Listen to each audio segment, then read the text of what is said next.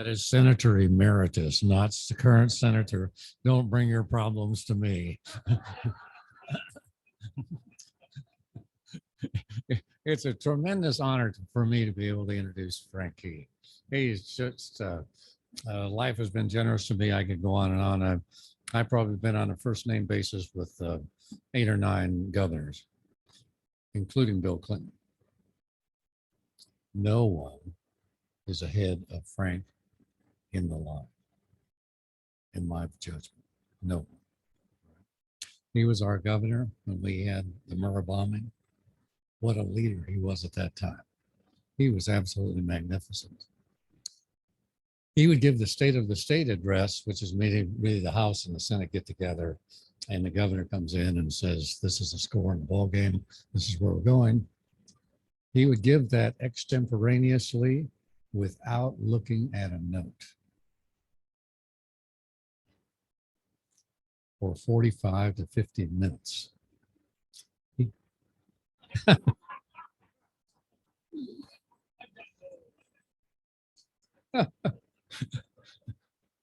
Okay, I'll conclude with this. Well, I want to say 2 things. There would be no OSU Tulsa without Frank Keating. Okay. The other thing I'd say is this is the real guy. This is a guy who gave the speech one time wearing a bulletproof vest because that was the circumstances that he was in. All right. We are really fortunate that he is in Oklahoma. I just have unlimited admiration for Governor Frank Keating.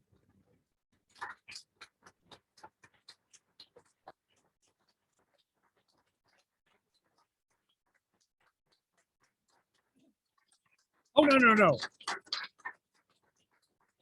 My wife always reminded me, we only stand up for our preacher or our wife. That's it. But anyway, and obviously as my wife, I always stand up for her. But Jim Halligan is my hero. He's just a wonderful friend. And what I think is terrific, because I come from that culture where my father from Pennsylvania, my mother from Illinois, my 4 grandparents, talk about diversity, Quaker, Methodist, Presbyterian, Catholic, so my 4 grandparents. And my grandfather, my mother's dad, during the Depression was offended that state chartered banks weren't covered by the FDIC, the insurance policy for banks. So he ran for Congress in Illinois at large, was elected, served 1 term, did all the things he felt were important to do, and went back to his bank and back to his town, small town of 6,000 people, Salem, Illinois. And my dad was exactly the same way on the city commission, city council mayor in Tulsa, served, I think, 2 terms. And he said, there's an obligation of citizenship that includes public service, either as a volunteer or as an elected official. My problem is the private sector, I never could find a job. No, I'm kidding. But no, Jim talks about as governor for 8 years, and I have the honor, thank you all who were able to sustain me. But for 8 years, every year, the governor gives the state of the state. And times have really changed, I think, for the better politically, certainly for a Republican. But in those days, I was the only governor in the history of the state to serve in both houses of the legislature. I served in the state house when our high watermark, I served 1 term, was 25 out of 101 Republicans, 25 Republicans out of 101. When I was in the state Senate and the Republican leader of the state Senate for about 1.5 years, then I became the United States Attorney under Reagan. But that 1.5 years, we had 7 of 48. So, I mean, just overwhelmingly the other way. So when I would give my state of the state, I always thought it was much more effective to have charts, graphs, and photographs to explain the challenge. And I don't know if you ever saw the photograph of North Korea and South Korea from a satellite. North Korea, black. South Korea, all this light. Well, I got a photograph from North Texas and Southern Oklahoma at the time. Now it's very different. But North Texas, Southern Oklahoma, and I showed this thing. And I said, no, it is not North and South Korea. It is North Texas, a right to work state and a no income tax state. You know, if you want to work, you shouldn't have to pay taxes. If you want to be, you know, happy and carefree and put your feet up and consume, then you pay taxes, sales taxes and use taxes. And that's Texas system. Of course, they have very high property taxes. But nonetheless, I had my photograph of Southern Oklahoma, or excuse me, yeah, Southern Oklahoma and North Texas. And not a whole lot of those guys thought it was very amusing. They didn't think it was very fun at all. But, you know, Jim wanted me to talk very, very briefly, and hopefully I will not extend or overextend my welcome. But about the state of politics, certainly in Oklahoma as well as nationally. But, you know, for me, I used to say to my colleagues on the left or the right, if we don't do this right and the USS Oklahoma goes blub, blub, the last people laughing will be the Texans. Same thing with the United States. If we don't do this right and the USS America goes down, the last people laughing will be the Chinese and the, you know, Iranians and the North Koreans and the Russians. That's a fact. So everybody has to get their head together. What do we need to do things right to win? Win the brain game, win the financial game, win whatever game will produce wealth in a society and success. Well, you probably saw yesterday or this morning in the newspaper that the effort to bring private school choice to Oklahoma was defeated. You have a Republican House, Republican Senate, and yet it was defeated. Well, let me back up and share with you how you win stuff that is important for public success. When I became governor, there had not been a Republican since the 60s. So I asked the state chamber to fund a study, and it would be by the OSU Economics Department and the OU Economics Department, and answering the question, why are we poor? We were 45th in per capita personal income. I always look at that because how much you make on a per capita basis to me is hugely significant because it shows, you know, you pay in our society more for value. That's as a general rule. We can argue about hedge fund people and we can argue about, you know, underpaid teachers, but as a general rule, that really does work. So here went the OSU economists and here went the OU economists. And all of us, if we had done that, you would say, uh-oh, if it comes back with things that make no sense, because you can't tell people what to write or how to conclude, then we're probably going to be looking at our feet. That's not what happened. It came back with a series of really thunderclap recommendations for Oklahoma. Again, why are we poor? Answer. Well, you don't have right to work. Well, your transportation infrastructure sucks. Well, the kids don't take hard enough courses in school. Well, the trial lawyers run this place. Well, we just don't get the big picture of personal and family income that will make us rich. And, you know, that's what's important to make us financially successful. You know, absent that, we're doing great. 45th per capita personal income. The trial bar runs the place. Kids don't take hard enough course in school. We don't have right to work. And we really need help. The turnpikes needed to be finished. Highways need to be connected from community to community of 10,000 and more by 4-lane highways.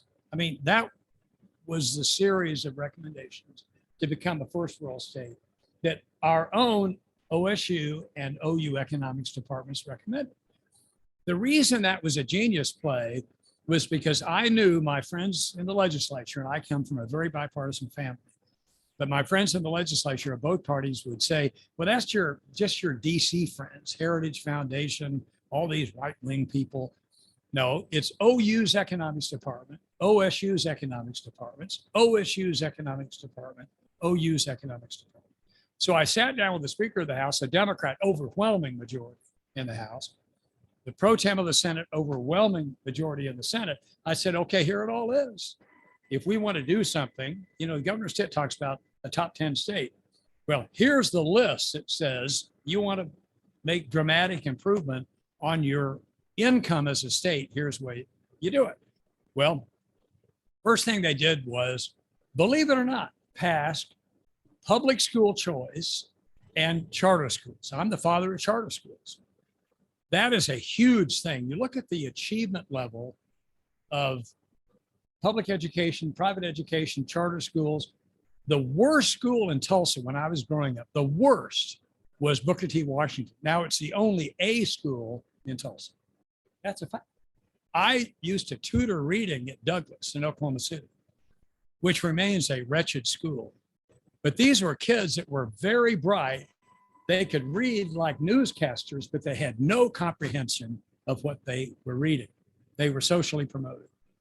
And the kids that I taught, and I mentioned to Jim here a minute ago, I've authored 7 young readers books. Simon & Schuster is my publisher, as is Harcourt. One on Will Rogers, by the way, but on Alexander Hamilton, Washington, Theodore Roosevelt, Abraham Lincoln, and then the children's book about the Oklahoma City bombing. Hamilton was Alexander Hamilton, my last book. But in any event, I would use the early versions of those books with these kids. They had no idea. They were seniors in high school that I was teaching them to read with a young reader's book. They'd probably be offended, but it didn't happen. Well, I came back home, maybe 4 years ago, 4 or 5 years. Kathy and I live permanently now in Oklahoma City, but it was like 5-6 years ago. And it was at the Petroleum Club in Oklahoma City downtown, 34th floor. That's where this big shindig was that I was invited to. Got off the elevator, started to walk, and here's a guy, young African-American guy with a name tag and a suit. And I said, excuse me, can you tell me where the Halligan room is? And the guy said, oh, yes, sir. Down that hallway right there, about 20, 30 feet, and then take a left. And that's it. That's where you go for your talk. I said, thank you very much. He said, Mr. Keating, can I say something to you? This is absolutely true.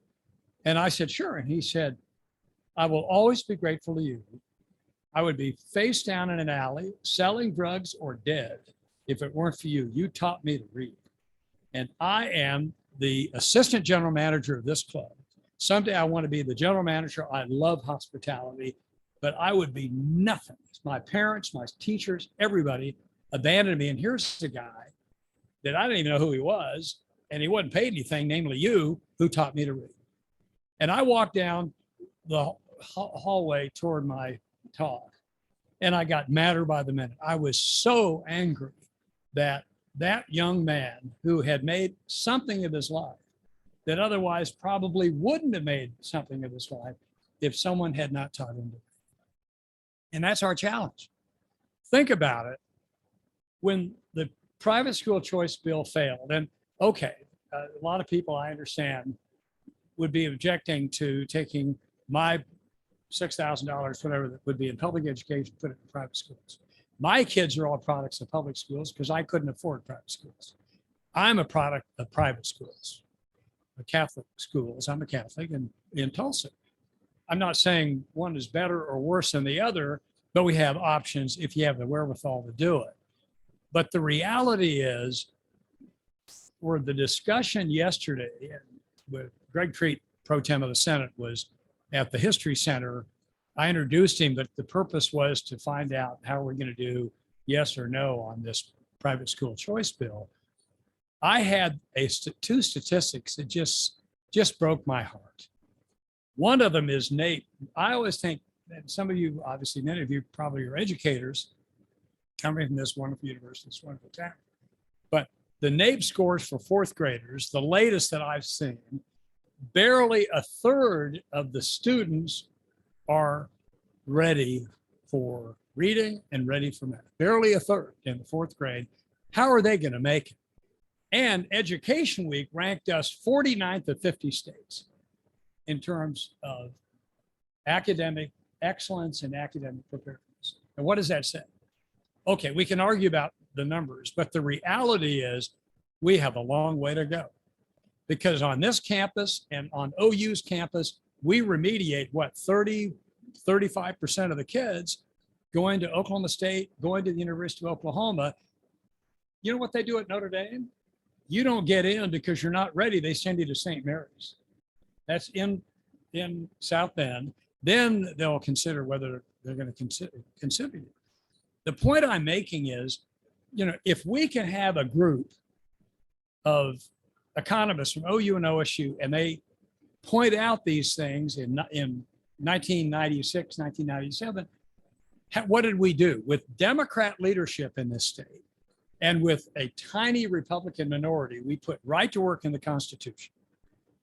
We connected every town of 10,000 or more by a 4-lane highway to the interstate. We finished the turnpikes. We made the kids take 3 years of math, 4 years of science, English, and history. We trimmed the sale of the trial bar. We limited punitive damages in civil lawsuits to double actuals. And we moved, with oil never above $22 a barrel, from 45th per capita income to 37th. And that's cool. Now, how in the world have we slid into the muck? We have, get Republicans in there and they'll take care of it. Get better Democrats in there, they'll take care of it. Well, both parties need to take care of it, because the only people laughing if we don't do this right will be the Texans and everybody else that is in competition with us. And I had more people tell me, look, I come to your state. It's beautiful, wonderful workforce, just great people. But if my kid wants to get into a top tier university out of state, I'm not sure about that because of the quality of the academic offerings.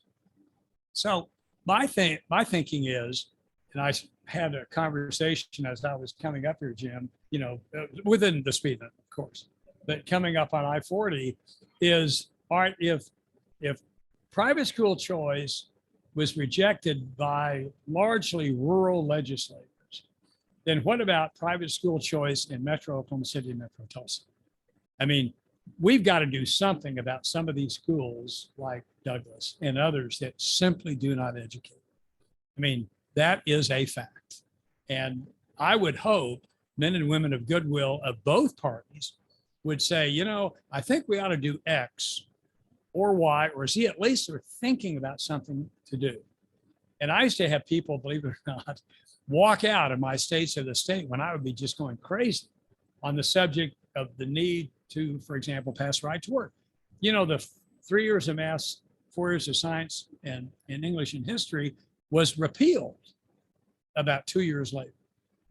The requirement that we really get into rigor and excellence, no foolishness, it was like, well, they can't handle it. What do you mean they can't handle it?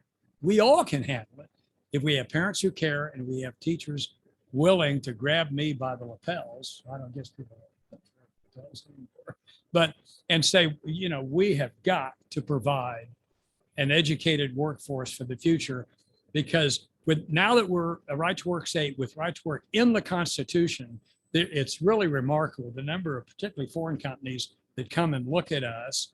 Some have come, but they want to know that the kids are well-educated STEM students. Think of, all the aviation work that we do, because we have, 4 bases in this state. A number of them aren't in the aviation business, but we've got Altus, we've got Vance, and Tinker. That's big time of the 4. We've got to have an educated workforce. And I told Joe Harris, as you know, the new president of OU, and I think Dr. Shrum is first rate. She's going to be the best of the best. My son was in Kevin Stitt's cabinet, non-pay. That's doesn't keep it very long, but Chip was there for law enforcement, public safety, and all that stuff for 2 years. But he said the brightest member of the cabinet is now the president of OSU, and he believes that. I think it's great. But what do those 2 presidents need to do? They need to go around the state, talk to school teachers, talk to administrators, and say, you guys have got to do a better job of educating. You have to. And when people say, well, I don't know, money's an issue and other things, will is a big issue. And you think about Cristo Rey, in Oklahoma City is a Catholic school. It's been there 4 years, freshmen, sophomore, juniors, and seniors. This year, the senior class, first senior class of that school, largely Latinos, African Americans, poor whites. Every child is going to college. Every got into college. That is not the case in so many of the public schools that I know of and that I've taught and tutored now. And it's just wrong. Those kids, like that young man on the 34th floor of the Petroleum Club, he's no worse or better than I am. And yet, you know, he didn't have anybody who grabbed him and said, come on, we got to make something of you because you're not going to make something of yourself if you walk out of this place and you can't read and write. And he couldn't. So, you know, this is an academic town. This is a great university at OSU. And I would just hope, we're going to talk to Dr. Shrum about a partnership between OU and OSU to stop remediation in the numbers that we do. I mean, there's just no reason for that. We need to have people rigidly and well-educated at the high school levels. Now you can see I'm well above optimism. You know, we had a divine message here, but I think it's so important to realize that we have to win the academic game. And we have to a lot of other things we got to do as well. But in academics, we have to do a much, much better job. On that note, I will stop if anybody has a, sir. Oh, Jim wanted me to talk about McGirt or say something about McGirt. Some of you may not be that familiar, but McGirt is a U.S. Supreme Court opinion that said that the 5-tribe reservations in eastern Oklahoma never were terminated, never were, closed. The truth is, they say it applied, McGirt only applied to major crimes. The truth is, the Department of the Interior and EPA both said, we will grant jurisdiction in those areas for cases of ours and not the Oklahoma court system or the Oklahoma regulatory system. Well, it's e pluribus human. We're all together. The tribes have done a brilliant job of partnering in Oklahoma. My wife has Native American blood. I mean, we've worked so hard, but with lawsuits and with McGirt, it's a real challenge. And I know there are a lot of arguments and further litigation going on in McGirt as a follow-on to McGirt to try to assist in solving the McGirt problem without repealing McGirt, because you can't. I mean, Supreme Court declined to take it up again. So it's important that everybody come together and try and work this thing through. And I don't know if we can do that. Hopefully the governor will get back and start negotiating. But we've got so much, you know, Tulsa, the entirety of Tulsa is under McGirt is a part of an Indian reservation. In that case, the Creek Reservation. There are a lot of companies wouldn't dare go to a reservation for fear there'd be two different legal systems. So why would we do that? It's kind of like Louisiana. I mean, why go to Louisiana? It's always killed it because they've had several legal systems. And I don't know what's going to happen, but I sincerely hope that men and women of goodwill come together, including the tribes, and try to work this thing out. Because let me give an example. I used to be on a title insurance company board. You know what title insurance for your home, where you get a policy and the title insurance company, I was on Stewart down in Houston, but you get a title insurance policy and there's a missed easement, a missed mortgage that wasn't released, you know, title problem, the insurance company pays you. At a bank meeting the other day, other month, the mortgage people were there and I said, let me ask you something. Any of the loans we make in Tulsa or in eastern Oklahoma in the reservation arena, does a title company accept for McGirt? Which means if because of McGirt, we're not covering your title. The answer is yes, sir. So what does that mean? That means bad. It's got to be resolved. Everybody's got together and work it out, not just point fingers at each other. But imagine that you're going to go, you know, buy a house in Tulsa, and then all of a sudden the Creek Nation sends you a tax bill, income tax bill, property tax bill. You say, wait a minute, I bought a house in Tulsa, Oklahoma. Where's my title policy? And McGirt, it's accepted, which means you better write 2 checks, one for your house and one for the tribe, one for the feds, one for the state, whatever, and the income tax. So it's a real, very potentially difficult thing, and it can be resolved if everybody will put aside, I'm in charge here and fix it. Yeah.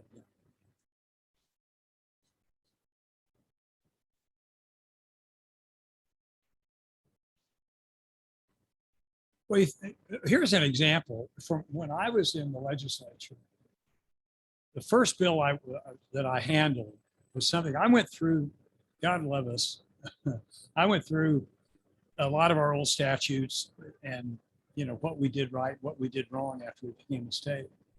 But there was a statute that said if you and your wife commit a crime, it is presumed that your wife was operating under your duress, therefore she won't be prosecuted, you will. I went, what? I've got a very powerful wife. If we rob somebody, if we rob somebody, she did it, not me. But anyway, so we got that repealed. That's absurd. We're equal. What are we under duress and all that stuff?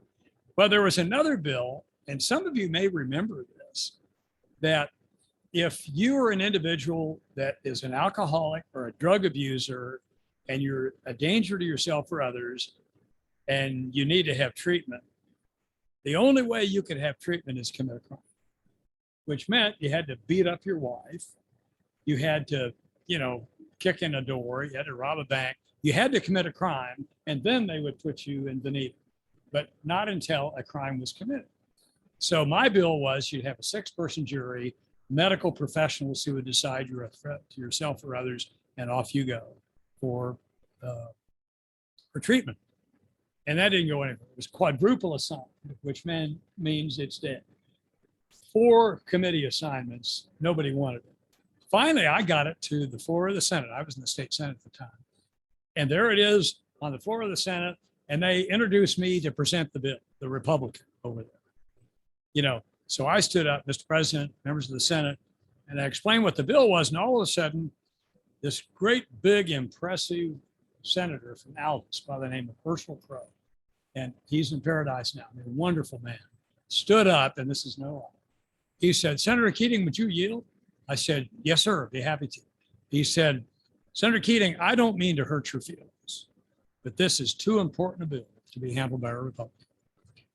And so I asked unanimous consent to take it over, and he passed it and got it passed. Well, a couple of years later, a few years later, back in 94, when I was running for governor, I went to Aldous, just driving around, and I knew he had an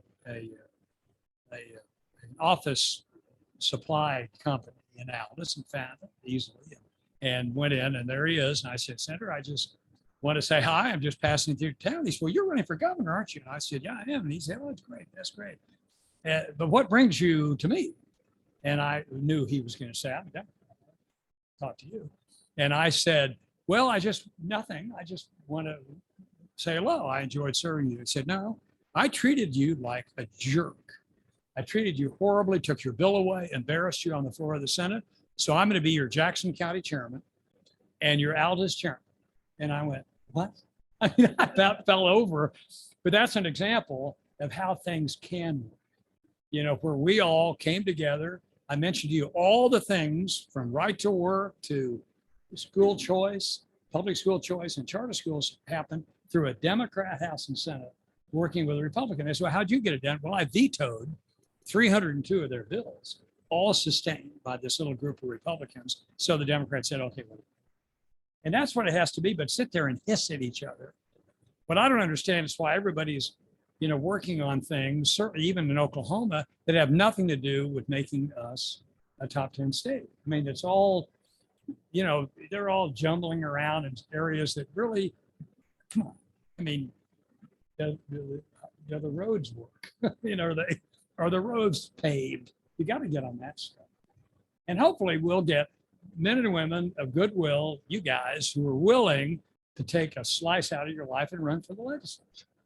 You know, city council, do stuff that will encourage the best and brightest results from wonderful people who care about their team. Okay. I don't know what I don't want to keep you guys here at all. Yes, sir.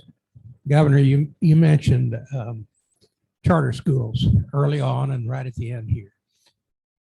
To what extent has the whole EPIC charter school issues that we've been reading affected this recent decision? What, in other words, if you look at the decisions and you look at what's going on there, in your feeling, has that really changed the atmosphere for charter schools? Yes, I think clearly for those of us who have a law enforcement background, I mean, you have a problem that's arguably legal and or criminal, you're SOA, and at least temporarily.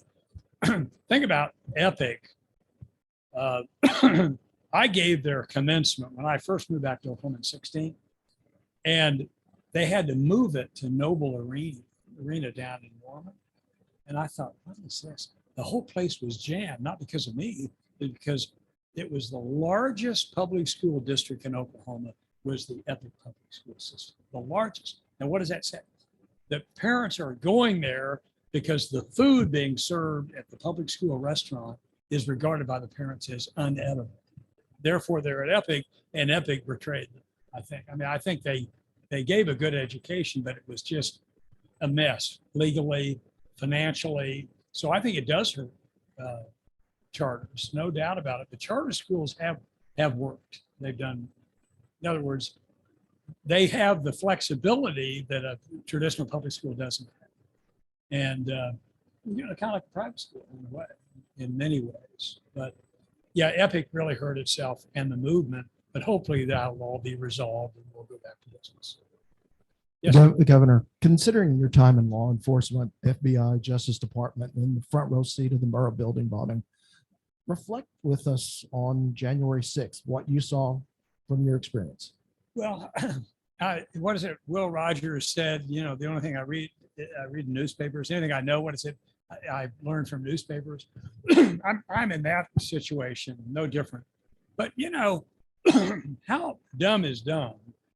Can you imagine the state capitol? Let's just take the state capitol as an example. That, you know, there are ways to go in called front doors. And, you know, you go in the door, you have, you know, you show an ID, you go in, go through a metal detector, and okay, fine. But to take, you know, a heavy materials and break windows, they're all bulletproof glass. So you got to work hard to break that and then climb through. And, you know, it's, to me, it's just incomprehensible. A person who cares about the symbol of the nation's representative government and free society, or free government.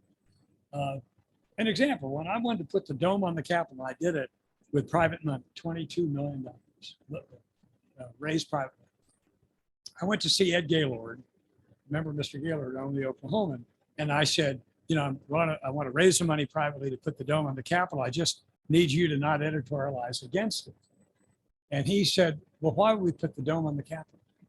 That building represents Democrats, graft, corruption, and backwardness. Why would, my words, not exactly his, but it was pretty aggressive. Why would we put a dome on that building? I said, well, maybe to make it the center of free government, free society, liberty, and democratic values. How about that? And I really believe that. I mean, my granddad, as I said, served one term in Congress, but to go in there and, you know, kick that whole place, break everything, tear up the furniture. I mean, whoever did that should have been arrested, and a lot of them were. Now, should you be in jail forever until you go to trial? No. I don't know how that works. But I just think to behave that way, there are many, many ways you can legally complain and protest. But I mean, we had people down here when the Black Lives Matter deal was going on who went to the Capitol building, tried to get in, but they couldn't. I mean, the Highway Patrol was here, OHP attack guys. So they went over to the Oklahoma City National Memorial, speaking of the bombing, and they spray painted, broke windows. And you think, what the hell is this about? It has nothing to do with your beef. And I think, you know, people that would break windows, break doors, a lot of those police officers out there were really injured badly. And you'd think, now, what is this all about? I mean, if you want to go shriek and yell and change things, run for office. You know, don't, you know, break. I'm trying to think who's the person. Well, you know, Lincoln put the dome on the Capitol in DC during the Civil War. I mean, to have Mr. Lincoln in there, to have some of the great presidents in American history in that building and go in there. The only thing they didn't do was pee on the floor. And I can't believe that people would behave that way in a sacred spot. Yes, sir. Yeah.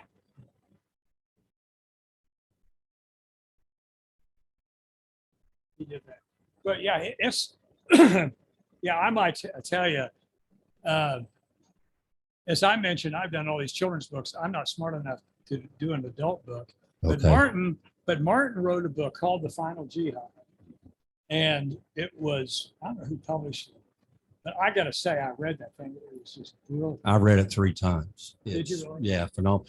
I did have a statement. You talked about the education side of this, and we had a pretty polarizing Secretary of Education 9 years ago, Janet Barisi. And she came up, I think, through the legislature with a program that was on a 3rd grade passing situation. It seemed to go really well the first year. And it was because going into 4th grade, if you could not read and do arithmetic at 3rd grade, passing you on was almost a disservice. Okay. It seemed to work well the first year, and then all hell broke loose over it, and they got parents involved. And I think that thing's completely gone away. It was, And that's my understanding. And that's my understanding. And when you're talking about what you're talking about, which makes perfect sense, and then we have something like that, and because there's pressure and parents want to, the way I saw it, parents wanted to get the kid passed through the school. And I think Douglas would probably be maybe a decent example of that. Would you comment on that, on just how do we get this back? Because it did work, but all heck broke loose, and then we let parents involved, and then it was gone. Well, I mean, it's very, very sad because that is an example, I didn't mention it, where you had basically a statement that if you are not grade ready, and you finish your 3rd grade, you will not be committed. At some point, we have to, say, you know, now you can say, huh? Well, it didn't work. Why? Because everybody thought their school was real good. Let me give an example. One of the state troopers when I was governor was from Chandler, and no offense to Chandler, but he said, you know, Mr. Governor, I tell you, jump on the teachers union all the time. They hate you, you hate them. Oh God, I mean, we got to be nice and smart. And he said, my daughter is a senior, maybe a junior, and she's got a 4.2. And I said, that's the first problem because John the Baptist couldn't get a 4 is perfect. So, and at any rate, so he said, well, she had a 4.2 and she's going to go to you and blah, blah, blah. Everything's great. Well, about a month later, he came to me and said, I should have said nothing. My daughter had a 4.2, but she got a 17 on her ACT and could get there. And I said, well, thank the conveyor belt that dumped her off as a senior that simply didn't have an education. I mean, and a lot of parents believe that, you know, my school's wonderful. It's that other school that's a problem. And I think, like I said, look at the NAEP scores, 4th grade, 8th grade, 11th grade. Of every school NAEP scores, if they are failures, as so many of them are, then parents ought to say, I've had enough of this.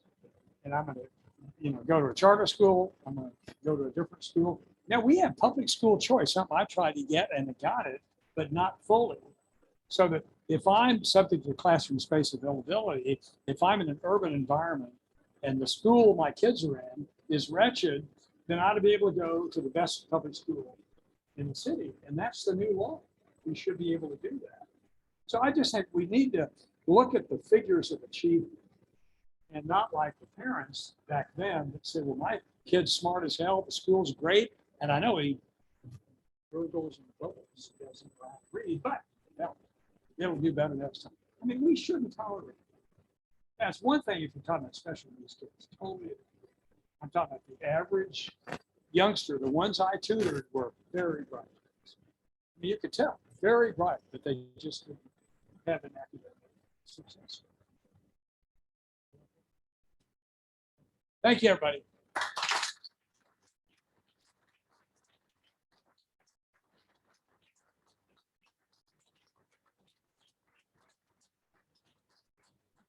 Thank you, Governor Emeritus, for joining us today.